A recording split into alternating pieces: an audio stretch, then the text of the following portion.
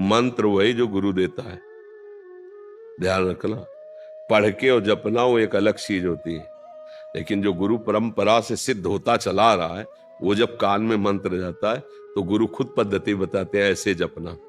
शास्त्रीय पद्धति से ऐसे लेके सिद्ध करना बहुत कठिन बात है। जो गुरु आचार्य परंपरा से मंत्र आता है वो सिद्ध मंत्र आता है, अमुक अमुक अमुक अमुक अमुक अमुक, वो सब सिद्धों के द्वारा है ना। उसका साक्षात्कार किए हुए महापुरुषों से जब मिलता है, फिर हमको तो थोड़ा सब, जैसे चिंगारी है, थोड़ा पूछ रखो, वो आग ज्वाला बन गई। अब चिंगारी पैदा करने के लिए अरण्य मंथन करना, तो ये जो मंत्र है सब सच्चिदानंद में, पर गुरु प्रदत्त मंत्र। जब आप निष्ठा से भगवत मार्ग में चलोगे तो सबसे पहले भगवान की कृपा होगी कि गुरु मिल जाएंगे। देखो ध्रुव जी ने, जब उनकी माता ने खींच के, जा अगर तुझे सिंहासन पर माँ पिता की गोद में बैठना है तो तपस्या कर और वरदान मांग, सुरुचि के गर्भ का बालक में, तू सुनीति के गर्भ से पैदा हुआ है, ध्रुव जी से कहा, भी माता के गर्भ, ऐसा नहीं। वो गए और माता जी बोले, माता जी इनका ठीक है, क्योंकि मुझे महाराज अब दासी भाव से भी नहीं देख रहे हैं, यद्यप बड़ी महारानी वही है और सुरुचि नवीन, तो उन्होंने कहा महाराज जब ऐसा है तो उसका कहना भी ठीक है, बेटा यदि वास्तविक तुम पद प्राप्त करना चाहते हो तो भगवान की आराधना करो, ये सत्य वचन है, भगवान जो चाहोगे दे देंगे। चल पड़े 5 वर्ष के बालक, तो गुरु ना ढूंढना पड़ा, ना बुलाना पड़ा, ना चिंतन करना पड़ा। नगर से निकलते ही नारद जी मिल गए। कहां ध्रुव, कहां जा रहे हो? बोले महाराज आपको पता होगा कि ऐसी ऐसी घटना घटी और अब मैं जाकर भगवान को रिझाऊंगा।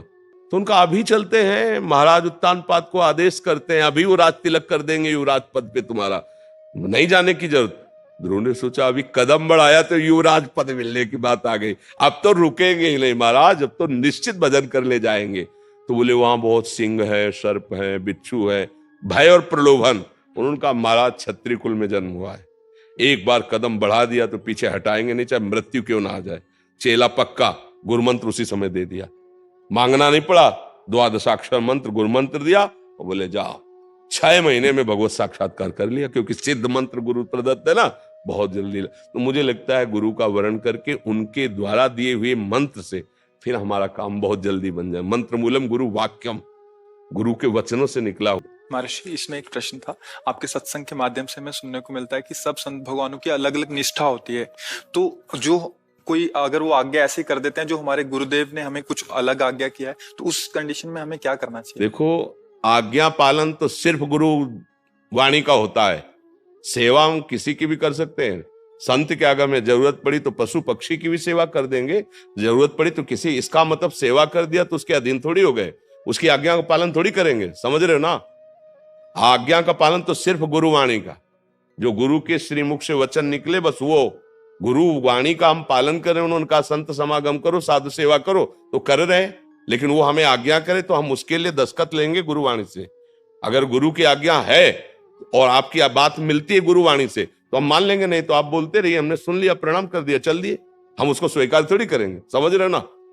आज्ञा पालन तो सिर्फ वही है अपने गुरुदेव की वाणी में। उन्होंने आज्ञा करी संत सेवा, तो हम आपके कपड़े धो देंगे, भोजन पवा देंगे, जो जैसा कर देंगे। और अगर संत है तो चाहे जिस निष्ठा का हो, तुम्हारे अंदर भाव वही प्रकट होगा जो गुरुवाणी में लिखा है। संत की ही वाणी तुमको वहां प्रकाशित करके वहां पहुंचा देगी जो गुरु कह रहे हैं। आप देख लो, हमने तो देखा है अन्य उपासना वाले महापुरुषों के जब समीप गए, उनके चरणों में पड़े, तो हमारे इष्ट की भक्ति बढ़ी है, हमारे गुरु चरणों में प्रेम बढ़ा है। ऐसा नहीं हुआ है कि उनके पास जाने से हमारे गुरु चरणों में प्रेम, हमें और गुरु प्रेम बढ़ा है। तो जहां सच्चे संत महापुरुषों की सेवा होती तो इष्ट और गुरुवाणी में प्रेम बढ़ता है। इसीलिए तो आज्ञा करिए कि संतों का समागम करो, साधु सेवा करो। तो इसका मतलब नहीं कि अगर हमारी सिद्धांत पद्धति से विरुद्ध कोई आचरण करे तब तो फिर मानना ही नहीं है ना। हमारी केवल आज्ञा है, भूखा है तो भोजन दे दीजिए, जरूरत है तो शरीर सेवा कर दीजिए, वो भी ढूंढ के नहीं करना। जहां हमें गुरु प्रसाद से पहुंचा दिया गया या वो हमारे समीप आ गए तो, नहीं तो हम अपने गुरु के द्वारा दिए हुए नाम मंत्र वाणी और उनके आदेशानुसार चल रहे हैं, हमें किसी की जरूरत नहीं। बात समझ लीजिए, हमारे समीप कोई आ गया है तो अगर भूखा है या वस्त्र है या औषधि है वो हम सेवा कर देते हैं। और अगर आज्ञा कोई ऐसा करता है जो हमारे सिद्धांत के विपरीत है, हम सुनते ही नहीं। ऐसे सिद्धांत से चला जाता है। आज कुछ भक्तों ने आपके श्रीमुख से नाम चाहा। हम तो वृंदावनवासी, राधा उपासी, राधा राधा रटते, राधा वल्लभ श्री हरिवंश रटते। आपको जो गुरुदेव ने नाम दिया है, खूब नाम जप करो। ये बात समझ लीजिए कि सब साधन जितने हैं वो सब प्रभु के ही है, पर मन को जीतने का एकमात्र उपाय नाम जप है। जब तक आप नाम जप नहीं करेंगे तब तक मन की मनमानी बंद नहीं कर पाएंगे। आप गा लो, घंटा 2 घंटा जैसे कीर्तन भी करोगे ना, ये राजी रहेगा मन, पर ये मन बस में नहीं होगा। बस में होगा तब। अब देखो इसकी चाल, हलचल मचा देगा। थोड़ा शांत होइए, आंख खोल के या आंख बंद करके मंत्र में या नाम में लगिए, अंदर ही अंदर सुमिरन में आइए। और जहां सुमिरन में आएंगे तो देखना इसकी मार पड़नी शुरू हो जाएगी मन में। मन जलन पैदा कर देगा, भागने लगे, अब फंसा है। और जितना आप अंदर अंदर जप करेंगे उतना ही ये मन निर्मल होता जाएगा, आपके अधीन होता जाएगा। जब मन को परेशानी होती है तो हम लोग मन में तदात्म किए, इसलिए लगता है कि बस नाम जप मत करो, और चाहे जो कर लो। ढोलक बज रही, हारमोनियम बज रही, तबला बज रहा, नाच रहे, गा रहे, इसमें मन राजी हो जाएगा।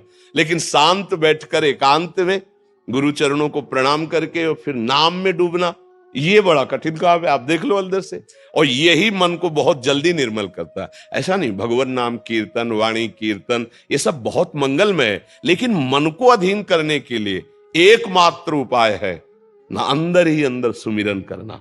अंदर ही अंदर तो जो नाम मिला है, जो मंत्र मिला है, खूब अंदर अंदर सुमिरन करो। सुमिरन से अंदर सब ठीक हो जाएगा। बढ़िया अंदर मन प्रसन्न है ना, तो बाहर से चाहे जितनी विपत्ति हो आप आनंदित। और अंदर से मन कलुषित है तो बाहर चाहे जितनी सुख सामग्री हो, आपको सुख अनुभव में नहीं आएगा। खूब सुमिरन करो, नाम सुमिरन करो जो गुरुदेव ने दिया है। हम तो वृंदावन वासी, हम तो राधा राधा राधा राधा रटते, राधा वल्लभ श्री हरिवंश रटते। आप लोग देख